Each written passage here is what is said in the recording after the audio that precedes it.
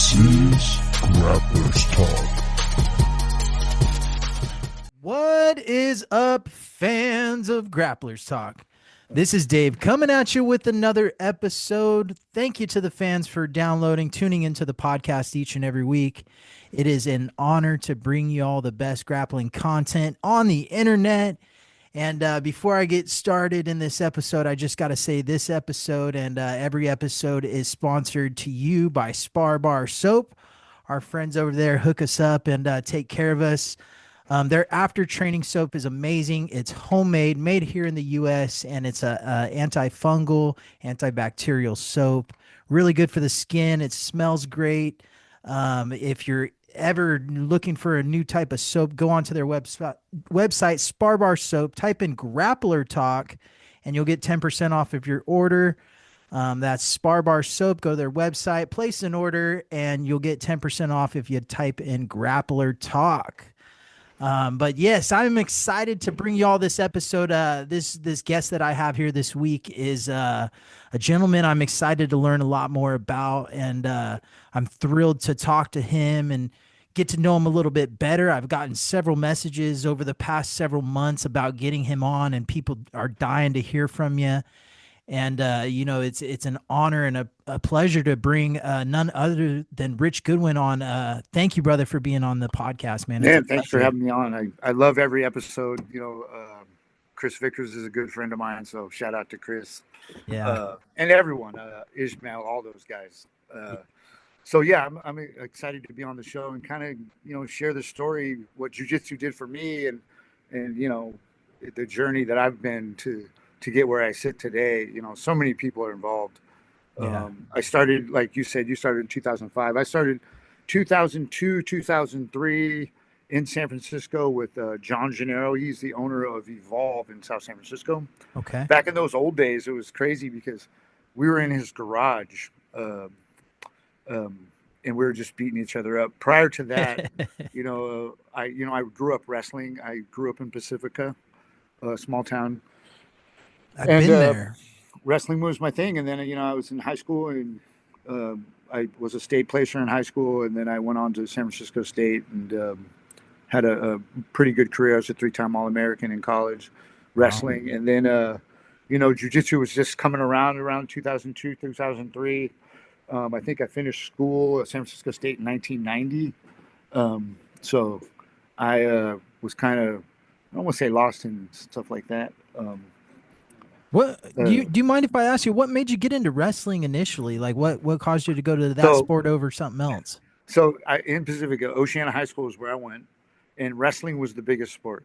And I was like 89 pounds, maybe 4 foot, and I thought I was going to be a basketball player.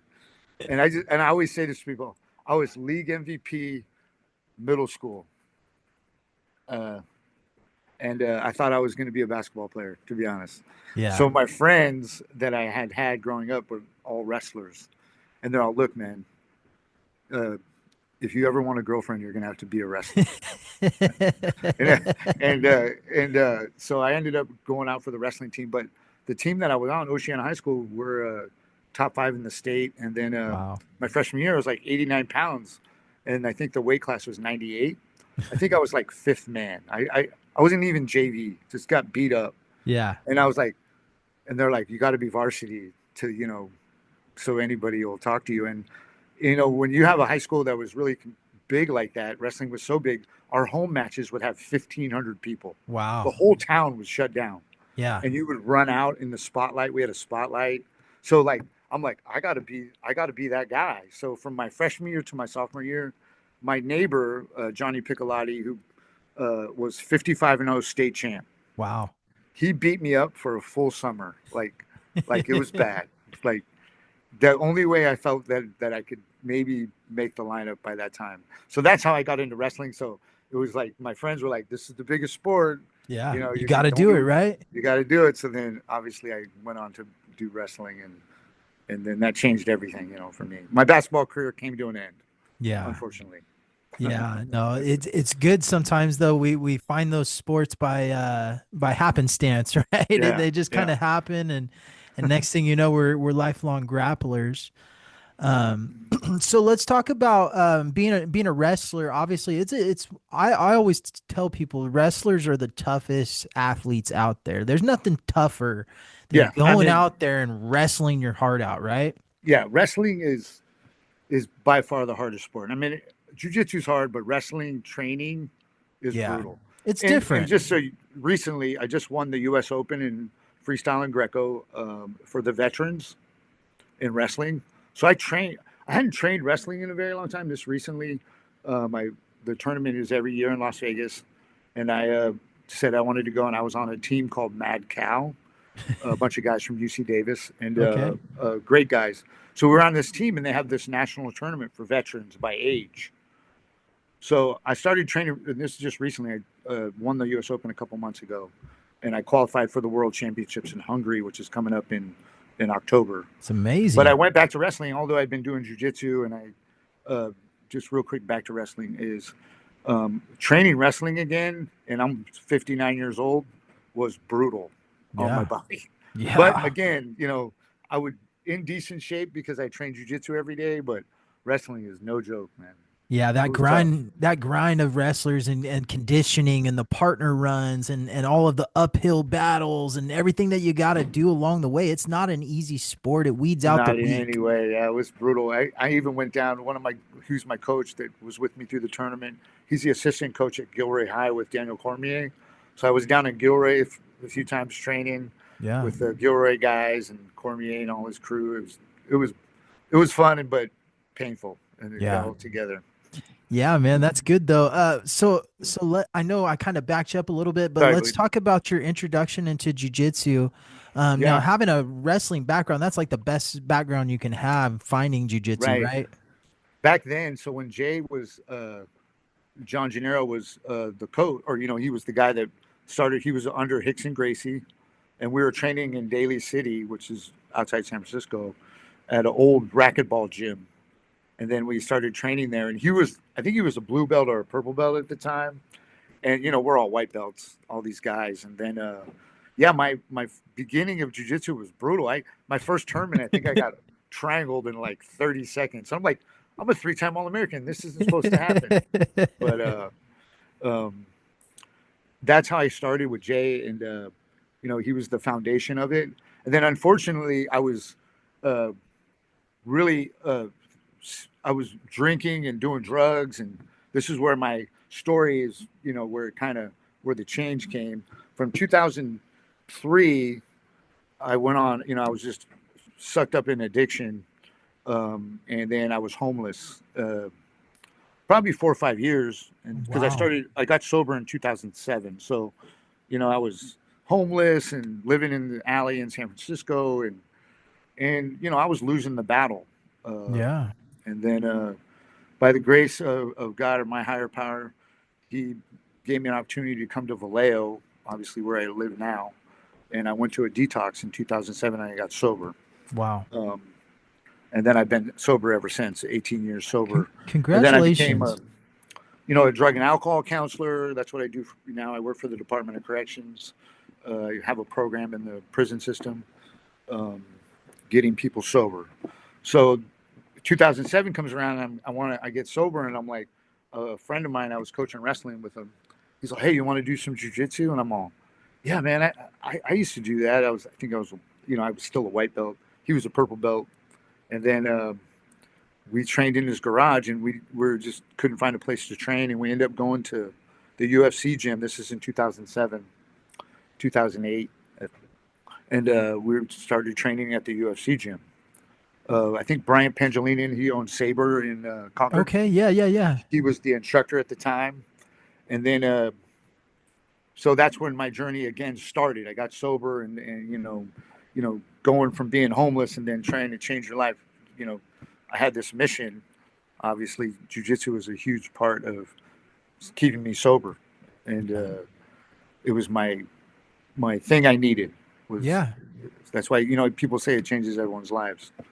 And then so I started training there with him, and then I got my blue belt, and then I met Rickson Gracie black belt, Tiago Alves, and his brother Luis Claudio. He's Juliana Pena's jiu-jitsu coach. Yeah. They were living in California at the time, so I started training with them. And then they ended up moving back to Chicago. Long story short, I went back to Bryant, and then I got my brown belt, my black belt from Bryant.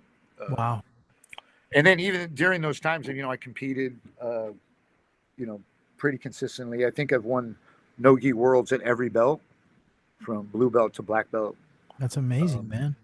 And then I even was fortunate enough to fight Megaton in the world final 2 years ago. That's very cool, man. I always see him out there, and even this year he was out there doing the damn thing in there. Yeah. And, looking very good for his age, and man, he's incredible.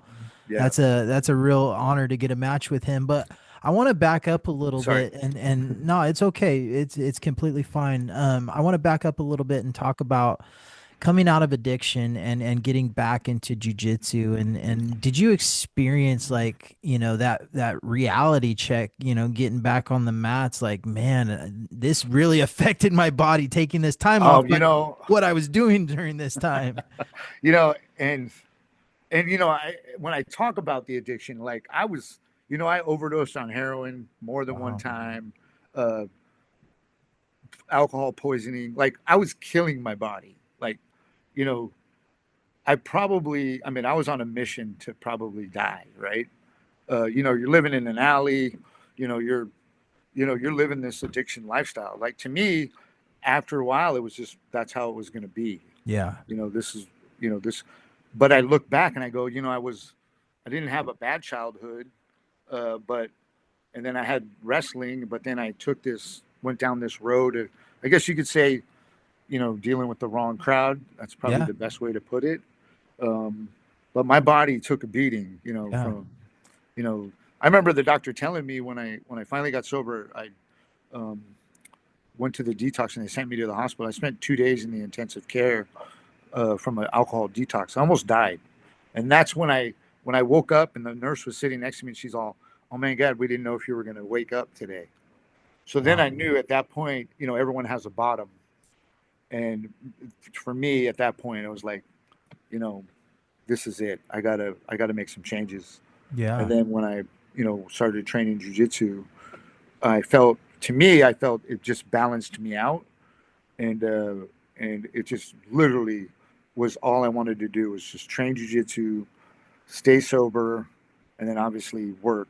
And, it seems like you may have supplemented a bad addiction with a really good addiction. It's 100%. Yeah. I mean, like, here I am today, since 2007, obviously, been training ever since, opened an academy. The addiction is real, man. People are like, what do you do for fun? I'm all, I go and train every night. Yeah. It's crazy. I think back, like I met my wife when I was a purple belt, and I told her I'm going to own my own academy one day. She kind of laughed, and then here we are. Yeah. That's it's wild, man, to think about, like, at our lowest points, and to think of coming out of that and where you're at now, man. You're definitely a true testament to, perseverance, and not everyone gets out of addiction. A lot of people that struggle with it gets a grip on them, and we don't always hear those great stories. We're in a drug crisis right now. It's pretty serious right now. In my full-time job, I work for the Department of Corrections, and I deal with, my program gets lifer inmates the ability to be drug and alcohol counselors. So I see a change, like individuals that committed some pretty serious crimes, their lives change on I thought my addiction brought me somewhere. I didn't go to prison. Right. But I've met some guys that are in prison solely on their addiction, and now they're trying to turn their lives around, even inside prison. And here's one quick story, or a guy that I have in my program right now.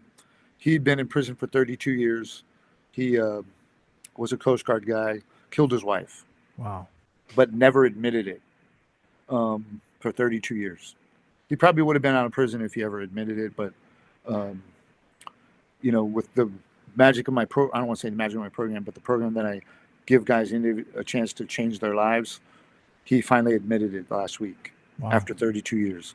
So, wow. People do change. That's what I'm trying to get at. Like, if I can change, anyone can change. Well, I'm sure you know best, but like, the addiction battle, like you're not your true self. Like I've seen family members struggle with addiction and things like that, and they're not that same person, that you really know and truly love. That addiction kind of changes them, right? Yeah, I mean and I hate to say it now, I got friends that are jujitsu guys. They're struggling, uh, maybe drinking or whatever they got going on in their lives, and I try to, obviously I'm there for them to get them through this tough time. I always go back to the same thing, dude. Just come to training. Yeah. Yeah, Yeah, you I'll go can't. pick them up. Right, right, dude. It changes so many people's lives, and I could think of countless stories over my 20 years of training jujitsu of people finding it and truly it helping them out tremendously and changing Yeah. them for the better. I feel like we do our jobs as academy owners. Of, you know, we get these older men that come and train jujitsu, and then when they leave, they tell me, "I needed that," and it's just something Yeah, and it just makes my day. yeah. Not to mention the kids. But Right. But I talk about it a lot on the show. The mental health aspect of training jujitsu is so crucial for so many different reasons. yeah, You can't think about anything else. You can't focus on all of your daily problems. You have to release it all to be able to truly embrace jujitsu. right. One thing I did in my academy, because I'm fortunate enough to have 2 rooms. So I used to, when my kids' class was going on, I made a class for the parents, all the ones that would sit there and watch their kids. And we're talking 40-year-old and above parents. Yeah. That class is one of my most popular classes. And I'll tell you what, they come to me and they go, I leave and I'm a better person. And I go, Yeah. then I did my job. Yeah, it's crazy, that old saying, you got to get them in the door, right? Once they're in the door, their kids are training and they're going to start to get the itch here and there and Right. it's going to unlock some superpowers they didn't realize they had truly Yeah. deep within them. But yeah, man. So let's talk about your academy and getting it started and how that developed over time and exactly where it's at now. I know we were sharing some information with each other before the show, but let's kind of hear about how it originally started. So, 2019, I got I've been my black belt. And then I kind of, I kind of just didn't really want to drive to train, go over the bridge anymore. So then, you know, uh, we found the building. My wife is really great about negotiating for buildings because she used to be in the mortgage business. So we found a location in Benicia, kind of on the water, kind of nice, kind of not out of the way, but anyway, I said, okay, we're gonna roll the dice and open an academy. She got us 6 months up front for free, and the landlord's like, "What do I got to lose?" You're going to sign a contract. And then I'd already been a wrestling coach in the community for like 15 years at the high school, so I already had a leg in of getting students in the door because I started, hey, look, we're going to have wrestling, Yeah. and then I just pushed them over to jujitsu. So it was like, Slowly started putting geese on yeah, them, huh? next thing you know, hey, today we're not going to do takedowns, we're going to do guard pulling, or Yeah. Yeah. and again, I made so many programs, with the community was really supportive. Benicia's kind of a small town, and already been in the community, and to be honest with you, I grinded. To have an academy, I would go to tournaments. I was still compete. So they're all, where's this new creation? Who's this new creation guy? And Yeah. then I knew a lot of people, so then they're like, what kind of changed it for us was COVID. Yeah. So I was one of the only gyms open, right? Yeah. Especially in 'Cause, that area, right? yeah, no one, and I had like Gilbert Melendez guys come, all these big scrap pack guys were Yeah. coming, and we were the only one open. And the next thing you Right. know, I'm getting tagged, and then I'm at a tournament. Hey, you're that school that was open during COVID. Like, yeah, I'm that guy. The guy that got letters from the city that are ready to shut me down. Right. But We needed people like you though. I think that that whole COVID shutdown of jujitsu gyms was complete bullshit crazy, man. and a And complete overreach in every aspect of it. So and we the needed guys kids, like you. the kids, they suffered, during that time. And I tried to keep it for the kids. uh, the parents that would bring them, because they're all at home. And then socially, those kids were struggling in the beginning and coming back. Yeah. So We still are, man. I yeah, mean, I feel like there's a few different generations that are really going to be truly different down the road from this whole shutdown thing. yeah. I mean, some guys didn't make it, unfortunately. Yeah. I've been completely blessed because the community really supports my gym. I have at-risk program for kids. Kids can't pay. I waive their fees. Uh, kids with Down syndrome, I have a class for them. Or really, I just put them with kids that have autism. Yeah. That class is well, I just put them with the regular kids, and they're awesome. Yeah. And then the community of Benicia really, they gave me Citizen of the Year a couple years ago, based solely on the fact all the programs I have for the kids in the community, That's and amazing. just for adults, they can come here struggling with drugs and alcohol. I have, a degree in psychology, and I could talk, and I'm a licensed drug and alcohol, counselor. So, I get those guys too, because they might not train now, but they come in and I, sponsor them, and Yeah. I don't mind. I think with my platform that I have with the jiu-jitsu, I get a lot of guys that are fighters, and they got a lot of ego. They don't want to talk about their struggle, Right. but they come to me and we could talk about it, and I don't judge, Yeah. and if you want to, I think like me and you are the same. Look, jiu-jitsu is going to change your life. Yeah. And then I've gotten a lot of guys that were struggling with whatever they had going on, and now they're training jiu-jitsu, and I Yeah. did my job. I just said that's what it's about. Yeah. And the name of the gym is after Second Corinthians. Yeah. You can become one after struggle. So Yeah. Did you ever think that like one day, you would be in the position you're in to be touching people in the community and making such a huge impact and helping people get to where they're at now? I don't know if it would have been if I didn't open the gym, because the platform became bigger, but with my job, with the inmates, some of them have gotten out of prison, but just the community of helping people get sober. I mean, that was my mission. I didn't want people to struggle, and be able to talk about their struggles. And it's, we're in a pretty rough time when it comes to drug addiction. Yeah. Things have changed, for getting help for people. Yeah. And, again, if they don't want to get sober, that's the unfortunate part. But if they Yeah. have somebody that can advocate for them, and that's what I use the platform a lot for to get people to just buy into coming change. Like I said, the therapy of jiu-jitsu is like none other. It's you could go and sit on a couch and talk to somebody for hours and it ain't gonna do a fraction of what a 1 hour rolling session is gonna do to somebody, man. There's Yeah, just something magical about it. The martial arts gods look out on you. I yeah, don't know what the exact thing is, but it's truly special. it's it's probably one of the most. It's obviously it's one of the biggest things that I push, because it'll change your life if you let it. Just Yeah. keep coming. Right. Just walk in the door. So you've been training a long time. You have new creation. What are some of the goals you have for the future? What are you trying to achieve? You're already making a great impact in the community, but let's talk long term. What do you want the success or the ending chapter of your story to be? I just wanted to be able to share my love to jiu-jitsu. Help the person that needs whatever struggle they might have. And again, we're opening another gym in Concord, which is over the bridge. I just want to spread the brand a little bit of New Creation and what it's about. Like, you can struggle, but you can also change. Yeah. And that's really what I want to do. Is they can talk about me. Let's say when I'm gone, they can say, you know what, he was a person that was there to help the community and anyone else for this love of jiu-jitsu and the sport.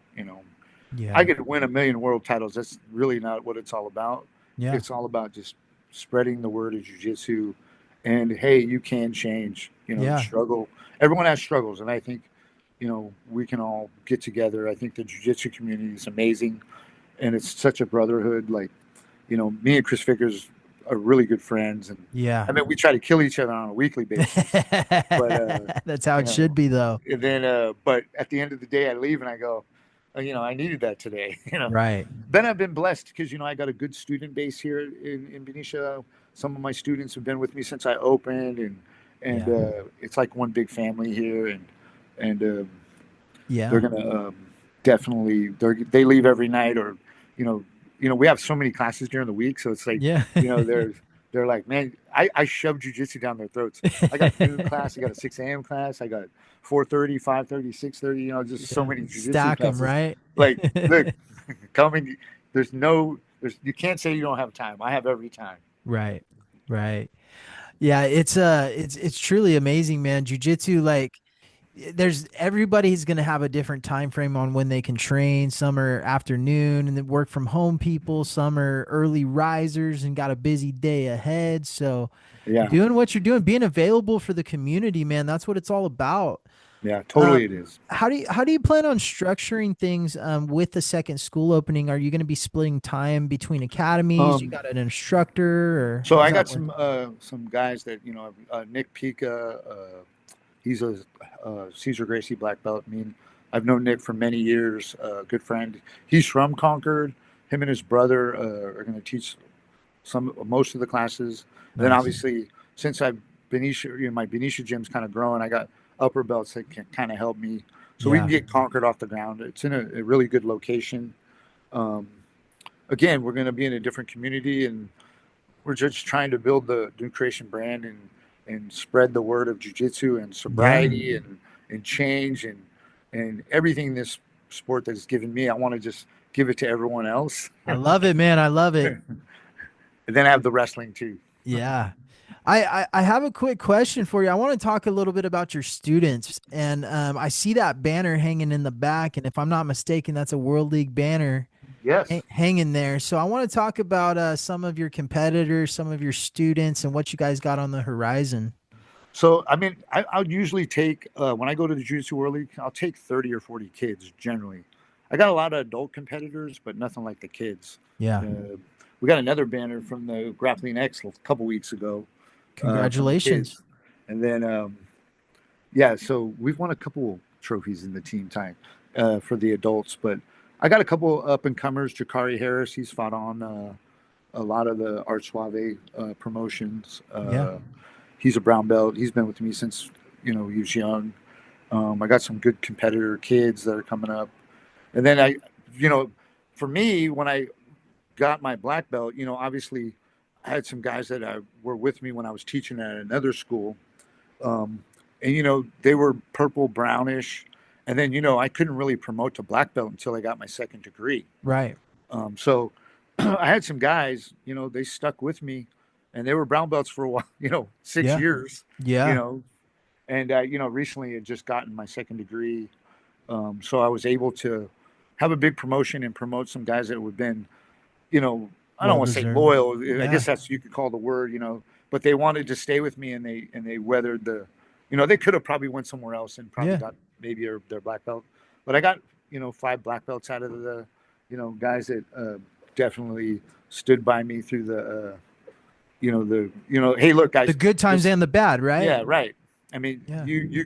they could have been anywhere else. Like they they were willing to wait the 6 years. The IBJJF requires you to be able to promote the black belt. Right. So Yeah, it's important, man. You got to have loyal students. I mean, I think I was at like 4.5, almost 5 years at brown belt, but I it was, meant so much to me to get it from my original yeah, instructor. yeah. Again, I don't want to say I jumped around, but I kind of did. But at the end of the day, it was just, I was blessed with some good people that, saw that, hey, look, I put in the work. I think I was Yeah. a blue belt and a purple belt for a long time too. Yeah. The old days were like that, like, Hey, I wanted to ask you, man, back in the day, how hard was it to find a black belt instructor? Because they weren't everywhere like they are I, now. I remember driving with John Gennaro down to Rickson's house, and he was going to test with Rickson. Wow. And I was just with him because me and him were friends. Yeah. And we drive up to Rickson's house. And now there's two times I've spent time with Rickson. That time I pull up to the house with my friend. Rickson walks out, and I'm like, I'm seeing like the god of jiu-jitsu, Yeah. right? And I think I'm a white belt still. Yeah. And all he says to me is all, come and get him later. Like I just dropped him off, right? Like And you can't stay. You got to you come can't back. stay. And then I literally went down to the beach. I think we're in Santa Monica. I think that's where Rickson was living at the time. And I don't know how long I was down there, maybe 3 or 4 hours. And then I get called and, hey, you can come back and get him now. Never got out of the car, never went in the house. And then that was my first experience with Rickson. Then when I started training under Luis Claudio and Thiago, they'd always say we're going to go to Rickson's house. I think it was a purple belt at the time. Or I forget what belt that was. But we were down in LA for EBI. And then next thing you know, we're going to Rickson. I'm like, yeah, whatever. And then I was in the back seat. And I'm on my phone. And all of a sudden we pull up to this house and Rickson's walking out. Wow. We spent 3 days at Rickson's house. Just in his house. Like in my head, when I hear him again, I'm meeting Rickson Gracie. Yeah. I walk in his home and I'm thinking it's going to be like this magical place, you know? Yeah. and it's just a basic home and, you know, near the beach. And then he had a mat, like where in the living kitchen room, would be. right? Yeah. And we sat there for like 2 days, maybe 3 days, and just talked about jiu-jitsu and life. And then he's all, they would call me coach because, you know, I coach wrestling. And then Rickson's all, come with me, coach. I'm going to show you the most important thing in life. And I'm like, this is it. Yeah. We walk to his garage, and to me, I'm like, there's lights coming through the door. He opens the garage door or to the garage, and he goes, hot tub, best thing ever. I was sold. And then I was upset. We go to public with Rickson that day. And to me, I'm like, I'm with the most awesome dude ever. Yeah, you think you're going to be signing autographs and No, taking no one pictures? even knows. Yeah.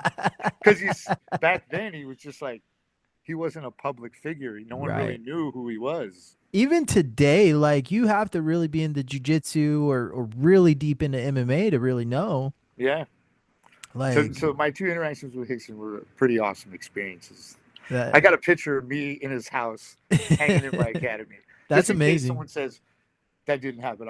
It did. Oh yeah. That's amazing, man. Rickson's always been you know, one of the idols I looked up to. I watched Choke at a young age growing up. Right? It inspired me to, you know, when I first started jujitsu to go after MMA, to do everything. Like I wanted to breathe like him. I wanted to suck my stomach in, and you know, I tried all I the. still Rickson can't get that Gracie down, stuff. even though I trained with him for a couple of years. He's amazing, man. And Yeah. there's just an aura about him, even to this day. Like I know he's not doing too many big seminars, and Yeah. with the Parkinson's diagnosis, you know, who knows how many more he's gonna do, but Right. you know, he is definitely a legend of the sport, and truly, I mean, a master. Who turns down the red belt? You know, he's got 100 or more coral belts and Yeah. high grandmasters of the sport, and I think turns down the I belt. think Megaton's a coral belt. Yeah, yes, he is. Yeah. But Rickson turned down the red belt. Like he said, he Yeah. wanted more time. So an amazing, just, I mean, martial artist, like truly. Yeah, one of the greatest. And I think when I was there, and we spent some time with Crone, and Crone made an interesting. He goes, when my dad passes away, he's leaving. He's got so much jiu-jitsu you won't even know. Yeah. Yeah. So just, you know, he's got some, like the time we spent with him, I could have asked him anything, and then he would think about it, and then he would like show me something, like, Yeah. and then I was like, so his knowledge is incredible. Deep. Yeah. It's so deep, man. And man, I love the Gracie family in general. You get some haters nowadays with this modern day shit, but I'm gonna be real. I've always been a huge fan of the Gracie family. I think if you're like me, we've been in it for 20 years. We know the roots of it all. Yeah. And then obviously like anything, everything changes with you know, everything. It's supposed to, right? It's supposed to Right. evolve a little bit and change to the. Who would have thought like Footlock game was amazing, Yeah. or the Dead Orchard, you know? Right. Crazy. Training with Chris, how many dead orchards I've been in. Yeah, man. He's racking them up, man. He's shooting to his goals, man. And Yeah. man, he's such an incredible competitor out there, and I'm excited for jiu-jitsu and dreams and him doing his thing. Me too. I'm a big supporter of him, and anyone that does this sport. I would give them my back if they needed something. I'd give it to them. Yeah. Like I said, I would let people. My wife gets mad because she's like, people have to pay to train, right? I'm like, but they're having a hard time. She's all, I understand. Yeah. If it was for me, everyone would train for free. Yeah. I'm telling you, I'm the same way, dude. I started my gym essentially in my garage, and for 2 years I got a group of people training at my house. I'm like, nope, I'm not charging you guys anything. Yeah. My wife's like, start charging them something, right? Yeah. I mean, you got to clean the mats and set up and this and that. And I'm like, no, let them train for free. Like, Yeah. bring it on. Yeah. Because I just want them. If money can't be an excuse for me. No, it's not going to happen. No, you're going to train, It's more important than that. If you've been touched by jiu-jitsu and it's really changed your life, like yes, you're in it to make money and you have to keep the lights on and the doors open. That's definitely part of it. But we're willing to make a little bit more sacrifice, maybe put in some extra hours doing something else to earn some cash. I'm fortunate, because I do have a full-time job, and I don't count on, the gym doesn't, pay my bill, or it pays bills, but it's not, it's not my full livelihood. Right. But I'm only going to do probably 2 or 3 more years of corrections and retire anyway. Yeah. So then I could just be a jiu-jitsu guy. That's what it's about, man. I always wanted to open a gym in my retirement. I always told people I'm never going to retire because I'm going to open a gym right, like in my 50s or 40s, and it just happened. I'm telling you right now, I probably do, a 16-hour day every day. Yeah. So my classes start at 3:45 with the 5 and unders, and Monday and Wednesday. So and I go to work at 6, and I get home enough time to come teach, and then I get home at 8:39 every night. Yeah. You sound but like I you're love doing the same thing as me. Yeah, it's crazy. But it's well worth it at the end, man. That's what it's all about, changing people's lives.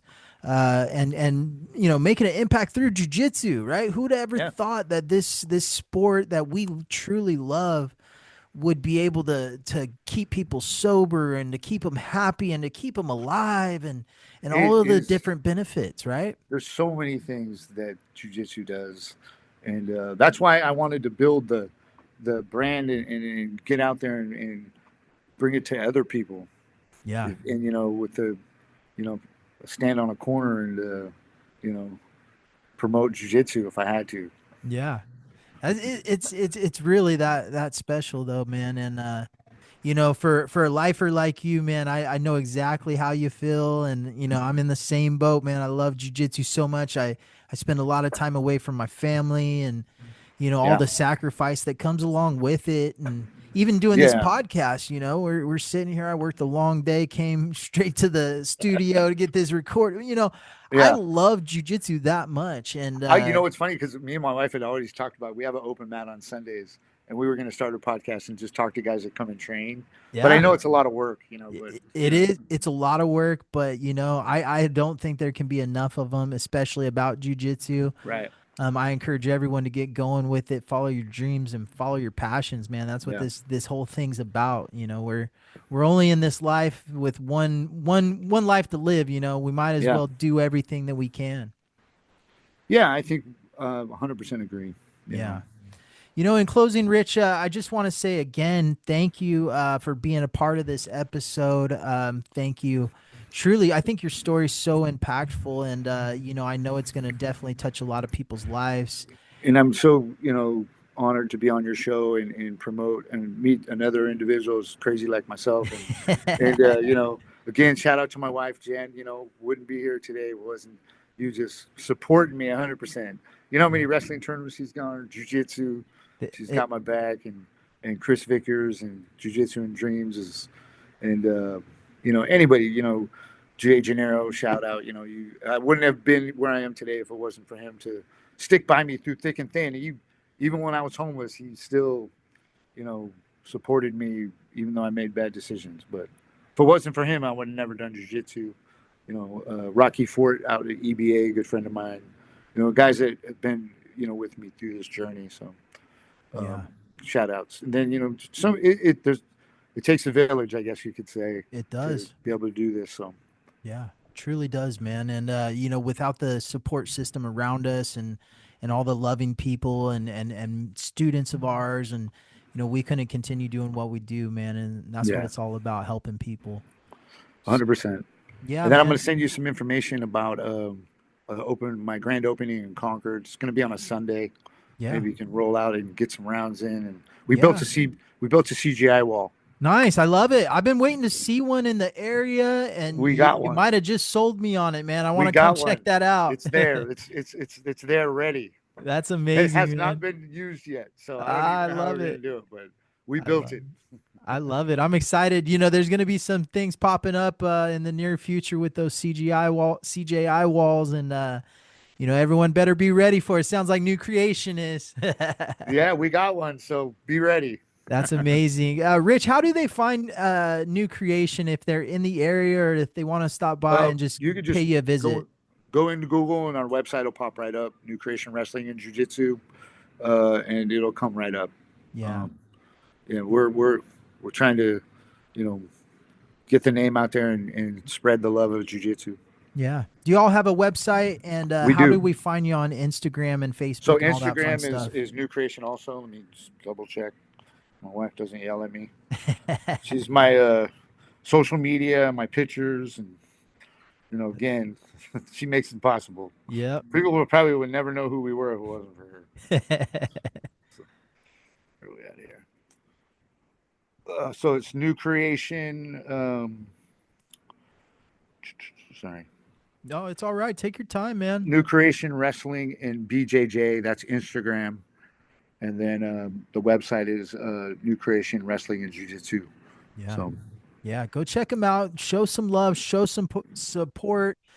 He's got an amazing program. I know that for a fact by the messages I'm getting of all the love and support you get out there. Don't forget, fans, check him out. Also, don't forget to check out SPAR BAR Soap. Go to their website, type in Grappler Talk, and you'll get 10% off your entire order. That is SPAR BAR Soap. Please go check them out. They're amazing. Again, I just been using their products the last couple weeks and truly love them. It smells great. It takes care of you after practice. You don't have any slimy residue. You don't have any germs or anything like that. You smell fresh. You feel fresh. And that's what it's all about.